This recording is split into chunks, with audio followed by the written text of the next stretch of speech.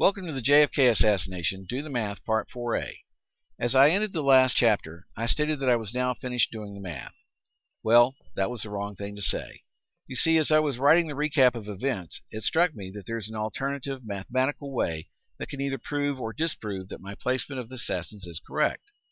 I realized that by using the angle of the wounds, the speed of the bullets, the speed of sound, and the speed of the film as a timing device, that I could determine the exact moment when all the shots that struck the victims were fired, when these bullets struck, the distance between the victim and the assassin, and even which frame was being exposed when Mr. Zapruder reacted to the sound of each shot. Now, some of you will recognize this as similar to what Dr. D.B. Thomas did in his work, Hear No Evil, published in 2001. I have contacted Dr. Thomas and explained what I am doing. He has been encouraging. That does not mean he has or will endorse the results. Now, the most important aspect of this method is that it is a very accurate tool. How accurate? Well, when using it, I found that I had made an error in calculating the vertical angle of the fatal shot. This error caused me to incorrectly calculate the height from which the bullet was fired. This was not an error in math, but a failure to complete all the steps in the process.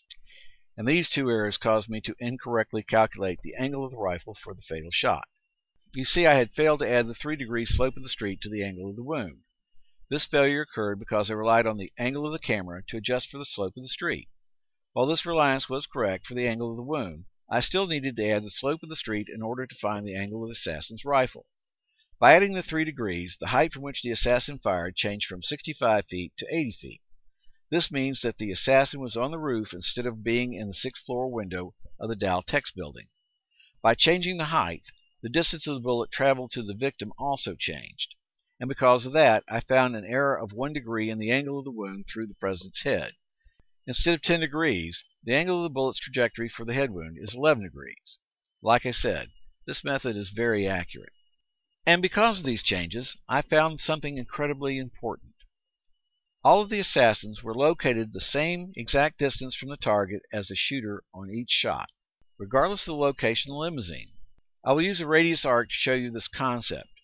As you can see, for shots 1, 2, and 3, the arc passes through the locations of all the assassins.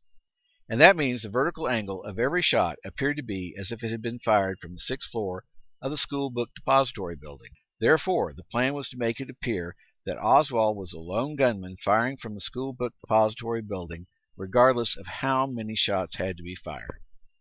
And that brings up another very important point.